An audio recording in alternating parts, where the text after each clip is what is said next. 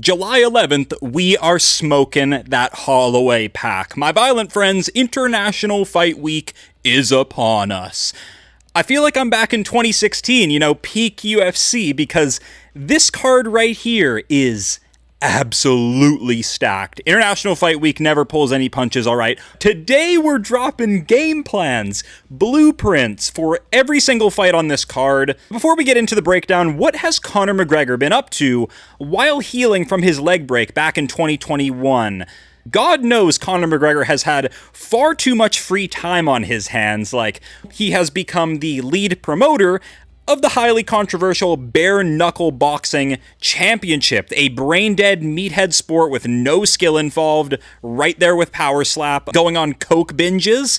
That's all just the tip of the iceberg. There's a lot of other nasty stuff that we're not going to get into in the video, but Conor McGregor is going to KO Max Holloway in the very first round, okay? Look, you only have so many wars in you, and Max Holloway is a certified punch magnet, we all know that. And I know his fan base is a cult. All I'm going to say is McGregor is a genius for making this fight at 170 pounds, because last time Holloway got forced up a weight class, he lost to Dustin Poirier at UFC 236. Why do I think McGregor wins? Because he's stacked the deck in his favor. Ask yourself, who is the easiest comeback fight for McGregor at 155 or 170 pounds? Two absolutely stacked divisions right now. It's easily Max Holloway. It's a rematch. It's at McGregor's preferred weight class. It's on his schedule. Conor McGregor, notorious knockout artist, most known for his reflexes, his movement, kill shot ability. Is he still in prime after, years out of the game, coke binges, becoming an alcoholic? Probably not. Over the years, he's lost a lot of his kicking ability that made him so renowned, and he's focused more on boxing technique after his super fight with Floyd Mayweather. This didn't really pay dividends in MMA, but that doesn't mean he can't win this fight. Max Holloway, incredible endurance, okay? Incredible pocket fighter, war of attrition type guy, death by 1,000 cuts type style. Rather than, one-punch knockouts like Conor McGregor, Holloway is sort of a chip-you-down sort of dude. Over the years for Holloway, he's taken a tremendous amount of punishment and brain damage. This is a pretty quick turnaround for Holloway. He just did 5 rounds with Charles Oliveira. Is he really... has he had a proper game plan for McGregor? This all feels very rushed. And I won't lie, it's hard to predict how McGregor's going to look after 5 years, let alone win the fight, but I really trust in his firepower at 170. Bring Max Holloway up to a power-punching division like welterweight, where he's slower, even easier to hit than he already is, total punch magnet, most hit fighter in UFC history, chin finally cracked by Tapiria. People keep talking about McGregor's broken leg. What about the broken leg? Yes, Conor McGregor failed to adapt to the new meta of MMA and suffered the wrath of the infamous calf kick, okay? I'm well aware of this. But you want to talk punishment? Really? How about the non-stop head trauma and death's door weight cuts that Max Holloway's been putting his body through for the past 10 years at featherweight, which, look, McGregor was a featherweight too, but he hasn't been featherweight for far longer than Holloway has. Holloway was just at featherweight fighting Ilya, so Max had to stop sparring, was slurring a lot, and look, he's just been through too many wars. Holloway's got a fun style, but his defense just isn't there for my liking. I actually think it's Holloway who's taking the massive risk here. McGregor is low-key his nightmare matchup. Big-ass reach advantage, 5 inches, that's significant. He'll be strong as fuck in the clinch. We know, Conor's clinch is actually awesome. It's just underutilized, but we know it's there. Has McGregor been sleeping in silk sheets? Yes, but Holloway's been speedrunning CTE, so, both of them have clear weaknesses here. I don't think it's all the way McGregor's washed out of the game. People are so quick to look past the clearly defined weaknesses of Holloway that have been there his whole career. Max has this flawed frame, bit too tall, short arms, long legs, can't wrestle. He's a tall pocket fighter, which just doesn't go great into Conor McGregor's pull counter style. It really doesn't. McGregor doesn't really let you get in the pocket, honestly. He measures you at long range, picks you off. He used to have like an incredible like kicking arsenal. That's largely gone away from Conor. As some fighters get older, like their flexibility goes away, they've got injuries, all those dynamic kicks, all that spinning shit goes away. So Conor is way more like punch heavy now, but I don't think that's a problem in this matchup here. So Rip Max, I understand why he took the fight, and I don't hate Max, because look, with a win over McGregor, you make millions, okay? You get everything. Instant title shot, worldwide fame.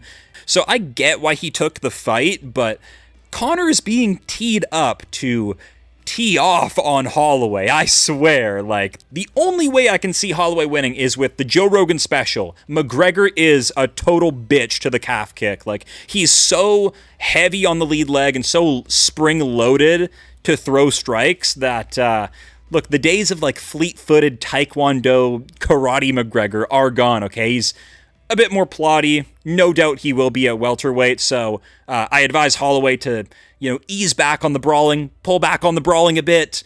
Don't just go into the pocket and, like, do the point down with McGregor. You'll probably get slept. Play MMA, kick his legs, confuse him, slow him down first, and then ramp up your volume, but I just see Conor catching him. I really do. Picking Conor isn't rage bait here. I have arguments, okay? Conor's better at range, better in the clinch. If Topuria can KO Holloway, no shit McGregor at 170 can. Like, Holloway's never felt this type of power before. This isn't like a 145er, little pillow-fisted Yair Rodriguez cracking Holloway on the chin. This is a different beast. So yeah, Holloway fans, you are in for a rude awakening here, because this is not a good matchup for him. Like, you have to admit it. Like, you've never seen him at 170 before. It's pure cope. Awesome fight, though.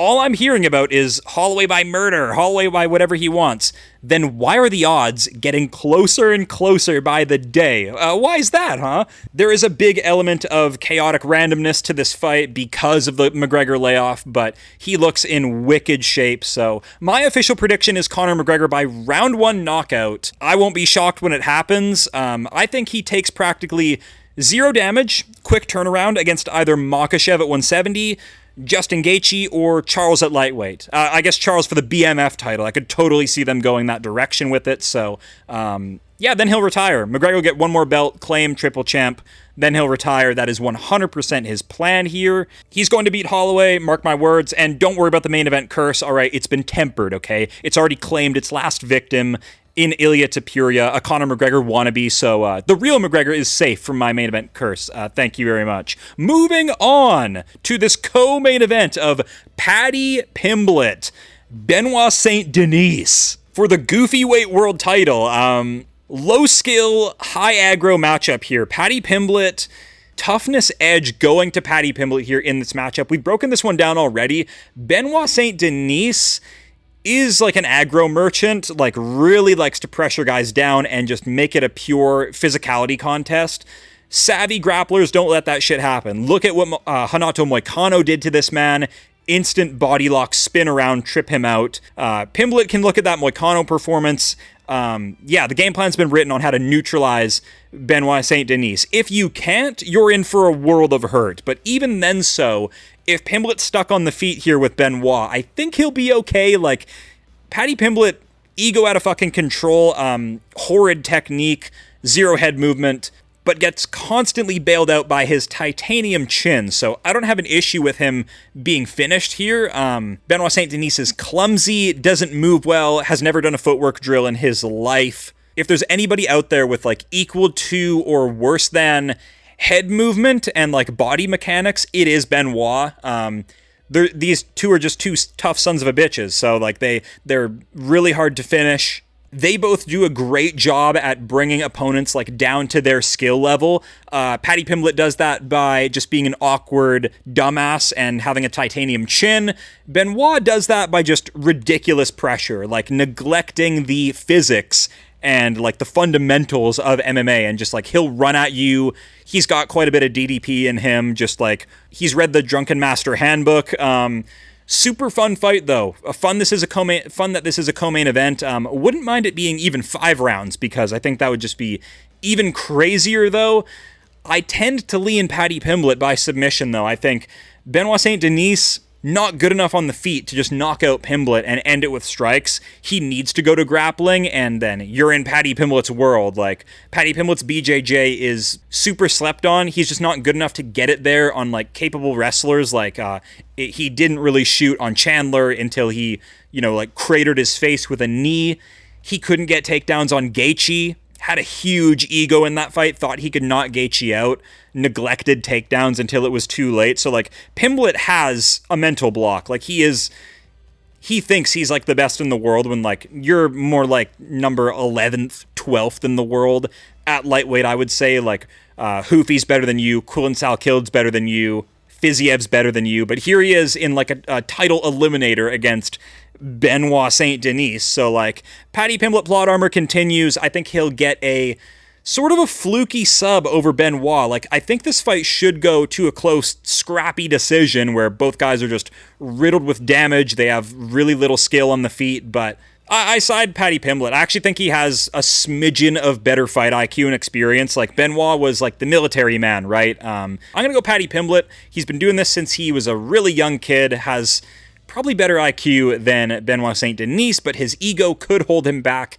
in this matchup, and he still could get finished. But I'll go Paddy Pimblett by rear naked choke. I think these two are going to be scrambling all over the place, bloody, beaten, and it'll be Pimblett who is just, like, slightly better in BJJ, get on the back of Benoit, who is an incredible hammer, but, like, kind of a dog shit nail, and Paddy Pimblett will win by submission. Feature fight of Cory Sandhagen, Mario Bautista.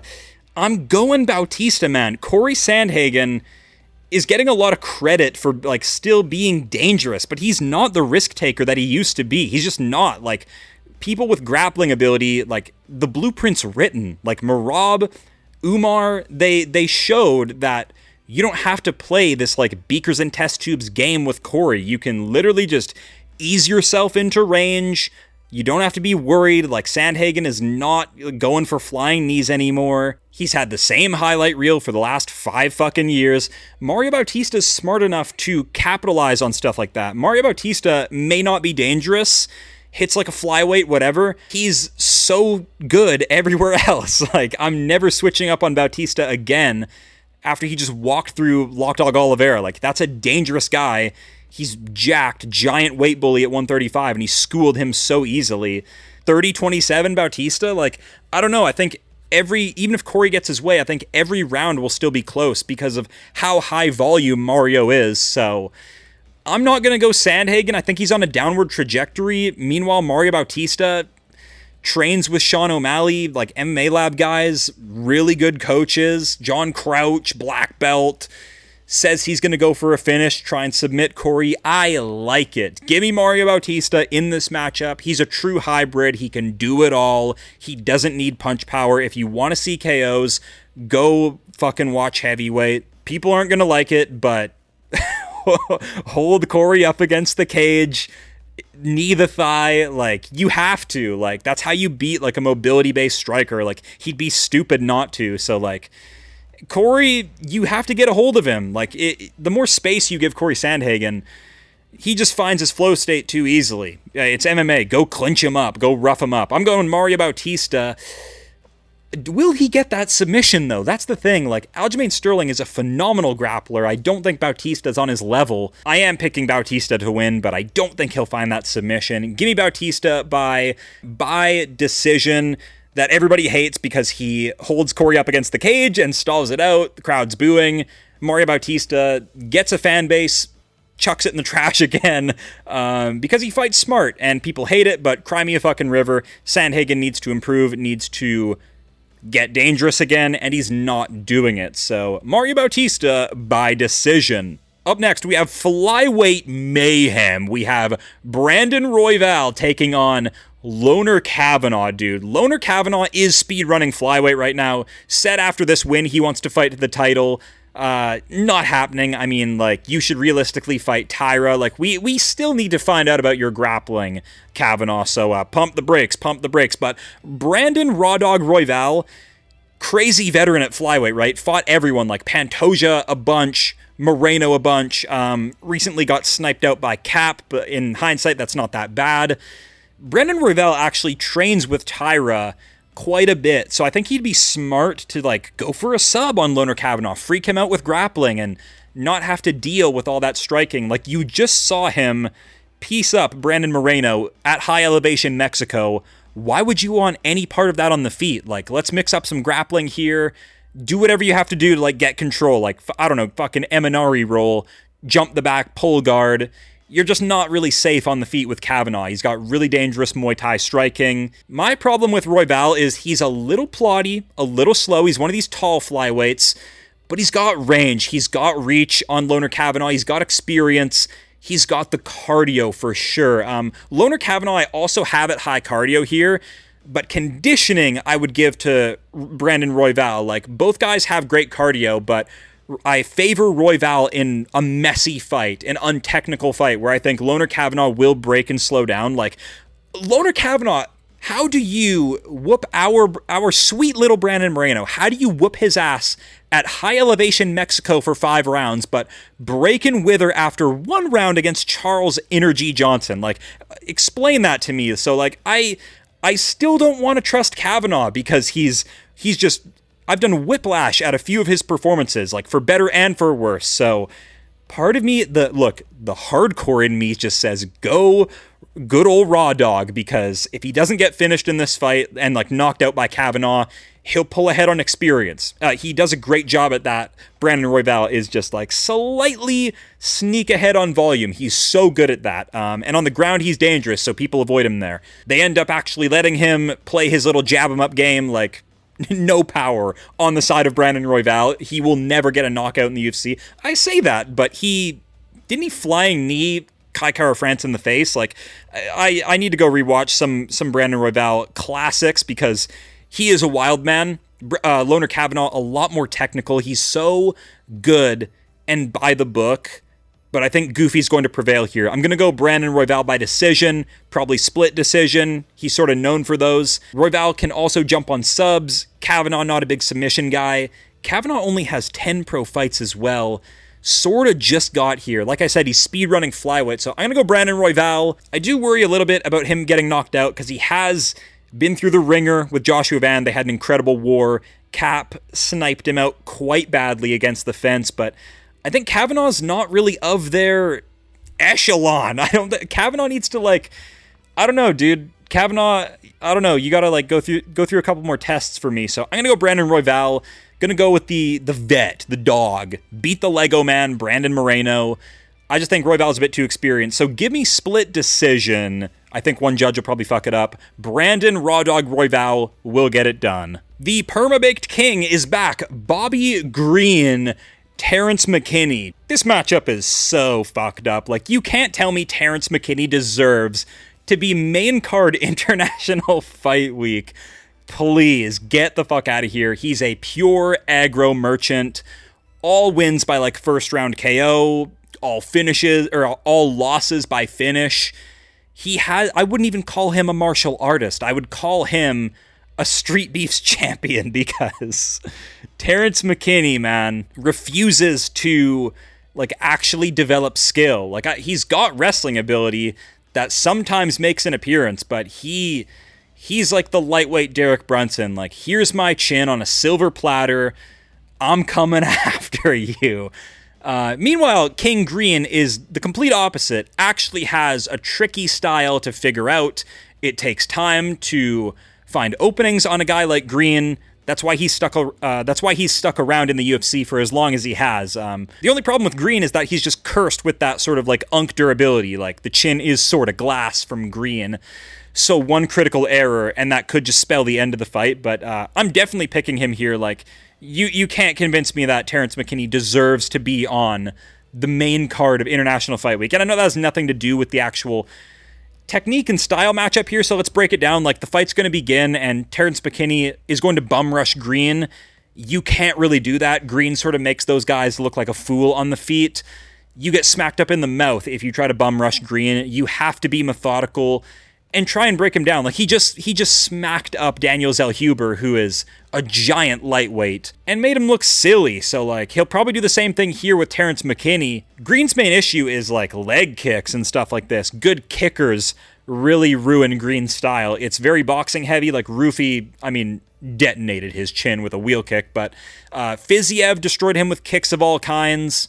He doesn't check him, right? And like, I don't think Terrence McKinney's ever thrown a calf kick in his goddamn life. He's too reckless. So I'm gonna go King Green, masterclass, probably a finish. He'll probably dance around Terrence McKinney until he gasses out and then just puts a 25-piece combo on him until the ref steps in. So gimme King Green on International Fight Week. But he absolutely has some screws loose, so expect him to like call out Ilia Topuria or Paddy Pimblett. He's absolutely going to do that on the post-fight mic. Moving on, Robert the Reaper Whittaker against Al Capone.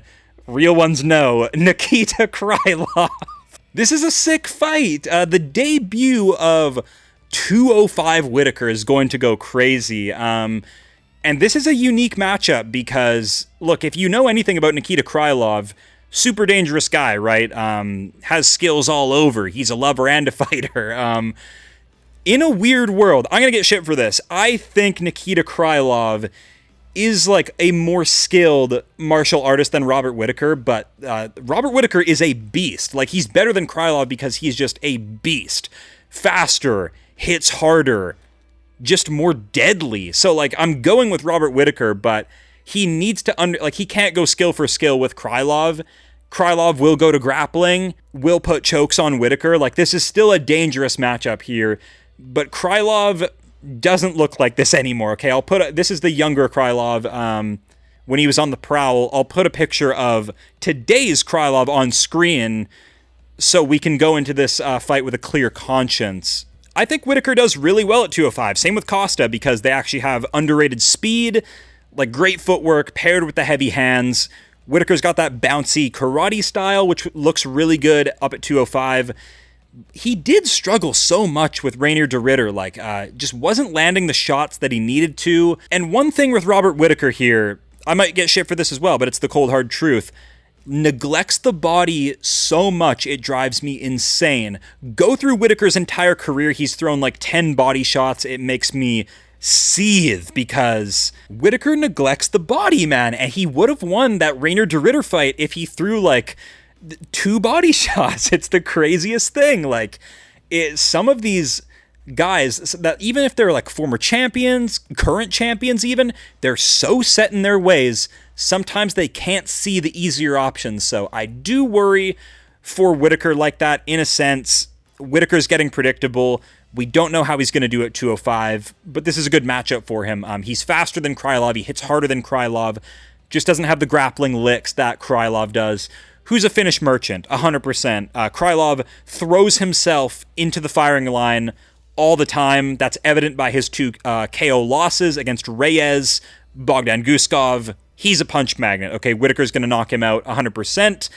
Still a risky matchup. We're going to go round 1 KO for Bobby Knuckles. I'm switching back to Cody Garbrandt, folks, because, look, I thought Zhao Long was going to eat him up. Like, Zhao Long is a psycho. I don't know what went wrong in that matchup with the groin shots.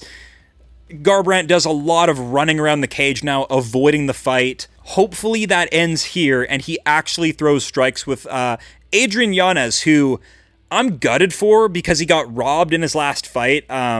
Look at these 2 men's faces and tell me that's a draw. Those judges should be... those judges... I can't even... that was such a nasty taste in my mouth after seeing Adrian Yanez come back, smash up Ricky Simone, and get robbed by some dumbass draw because the judges were just fucking asleep at the wheel. You ruined a career. All good. Obviously didn't affect his stock too much because here he is fighting Cody Garbrandt, who sacrificed his entire athletic prime to have one good night against Dominic Cruz. Actually crazy. Look, we will never forget. I will never forget how that Garbrandt performance made me feel, but that was many years ago now. I was a young man watching Cody Garbrandt achieve greatness. Because if I got to look into a crystal ball and see the future of Garbrandt's MMA career, I would throw up on the spot. Like, are you kidding me? Like, a KO loss to Pedro Munoz? Doing little emotes outside of the pocket, scared to engage? And I actually think the problem with Garbrandt is he's just a total head case now. Like, he's still capable of greatness. It's just he thinks he needs to be technical because he had a technical win over Cruz. No, dude, you are still a knockout artist. Stop trying to come out of your style because of public opinion. Like, it's pissing me off, man, because he got caught once or twice, and now he thinks he can't be a brawler anymore. But that's where you're at your best, Garbrandt. So lean back into your meathead style because you have crazy fast hands. Faster hands than Adrian Yanez. Yes, Adrian Yanez is scrappy, has some boxing talent, but Adrian Yanez is one of the most fragile bantamweights on this roster, okay? Look at the Jonathan Martinez performance. Pipsqueak, no wrestling and no clinch, can't check kicks, only fast hands. And so I think what that actually does in this matchup here is like pigeonholes him into a firefight with Garbrandt. He's getting knocked out. Garbrandt did 5 rounds with Rob Font. You got iced in like 3 minutes by Rob Font, who used to sell pizzas. This is Cody Garbrandt's get back in 2026. I actually think he's going to have a great performance. I think he knocks out Adrian Yanez. Odds are crazy, make no sense. Like, I know Garbrandt has a bit of the choke gene and snatches defeat from the jaws of victory. That could happen. He's a total head case, man. I don't know what is going on with Garbrandt's private life. I'm pretty damn low on Adrian Yanez now. So give me a Cody Garbrandt masterclass in 2026. I think he wins by knockout. If things get dicey here, he can even wrestle. Garbrandt's always had underrated takedowns. I think he's pretty clueless when it comes to BJJ, but what am I saying? Garbrandt's not gonna... No. Garbrandt by knockout. Buckle up, gang. We got Gable Loophole Steveson. He's finally here against Elisha Ellison. Wow, what a nail-biter. The invasion of Gable Steveson. Wow, he's actually already here in the UFC. I thought he would at least get some regional fights in. Like, you're here really early, dude. Like, are you actually ready for this? Like, first of all, he's up against a bag of pudding here, so he'll get the win. There's a reason why the odds are set the way they are, to where if you, like, legitimately bet your house, you'll come away with maybe a couple grand if he wins. So he's an insane favorite because, I mean, look at him. He's a ball of muscle. He's been wrestling since, like, age 3. He has John Jones' game plan genius in his corner, in his training room. Major cheat codes. But I will say this, cheat codes aren't enough to reach the top, even in a dead-ass division like heavyweight where there's like maybe 4 or 5 good fighters total. Gable Steveson might not become champion. He might just get destroyed by like Volkov, by Gon, by Aspinall. They could just discover an underhook, evade the takedown, and just put heat on his chin, and he'll quit because Gable Steveson spent his whole life like, look, I don't even care, like freestyle wrestling gig, like we're here to talk about MMA, like I need to see you take punishment in 4-ounce gloves, first of all. So I'm not even going to break down this matchup. Look, you get takedowns, good for you. Now what? You need ground and pound, you need submissions. So you've got some proving to do, dude. Look, your ape index ain't the greatest, my friend. You're sort of DC maxing out there. He's sort of a short heavyweight. He's a ball of muscle, so he absolutely has KO power, but Gable Steveson, dude, I'm not really a believer in him at least getting the title. I guess he's joining the UFC at the perfect time because the heavyweight division is as dead as it's ever been. It has legit 4 or 5 fighters that are actually good at fighting in the entire fucking division, so he's gonna go far. And look, good for him.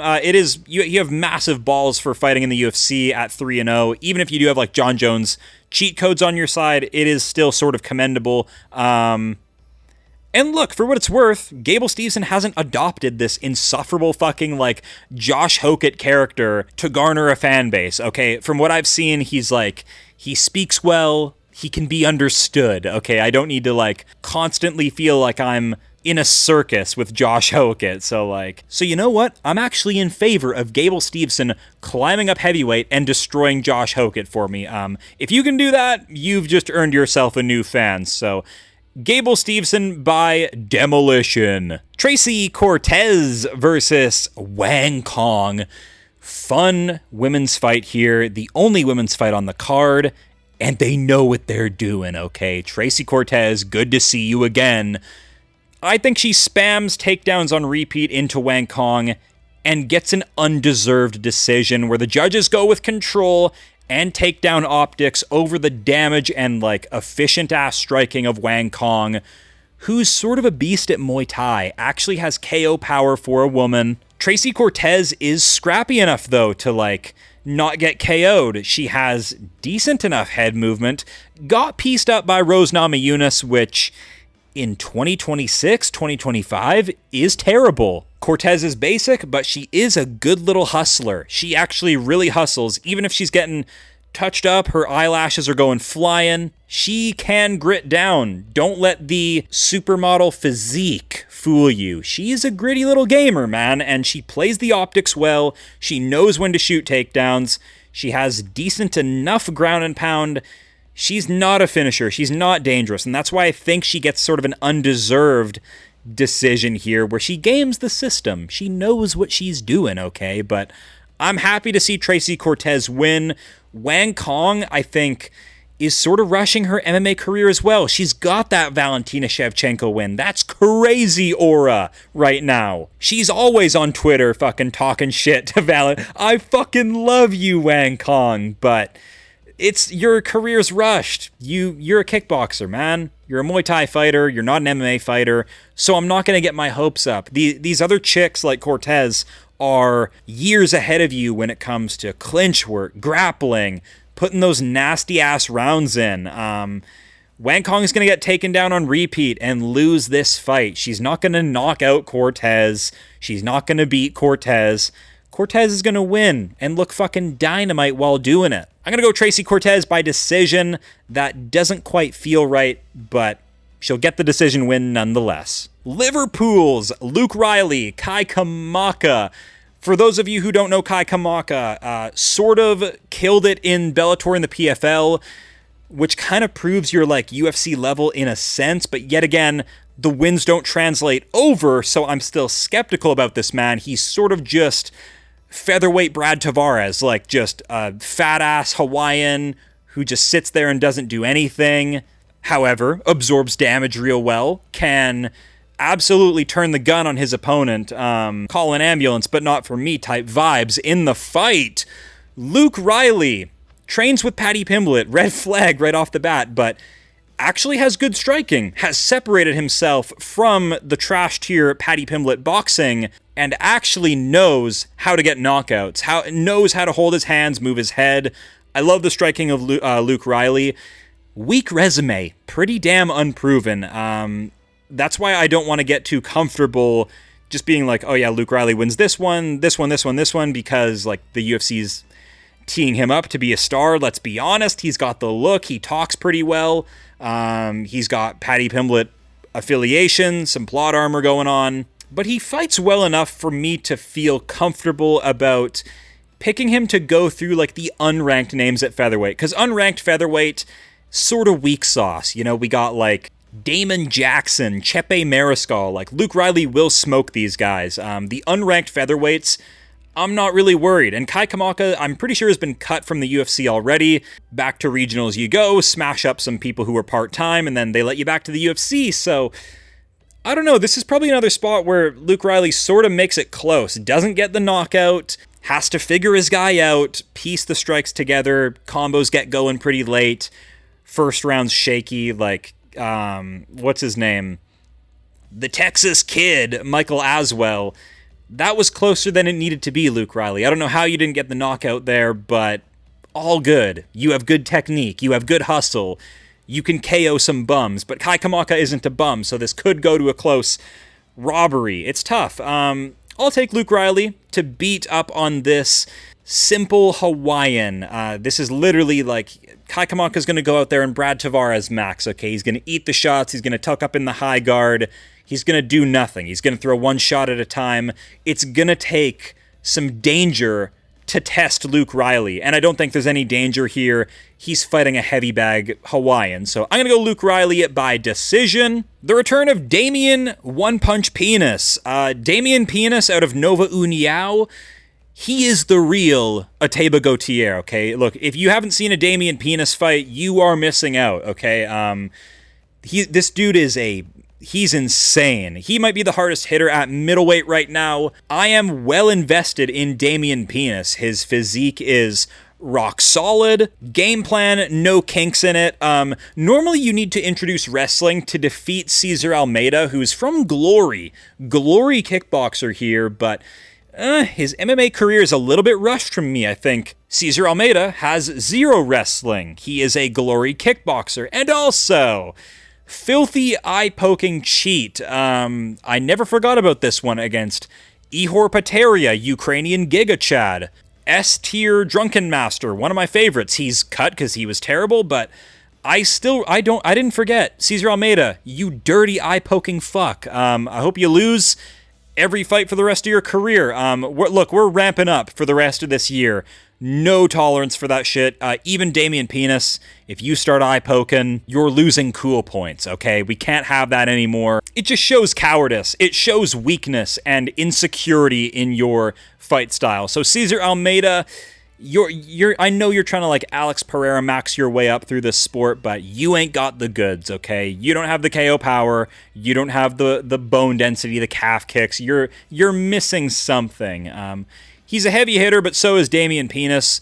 Pinas don't play. He's going to get this done probably by TKO with ground and pound. If Roman Kopulov's taken down Cesar Almeida, I think anyone can. So Damian Pinas by knockout. Up next, we got Zach Reese, infamous glass cannon, against Ryan Gandra. Gandra is a psycho dude. Long ass arms, Brazilian mutant, crazy motherfucker. Zach Reese has good jiu-jitsu of his own. Very fun fighter if you just like violence. Total glass cannon.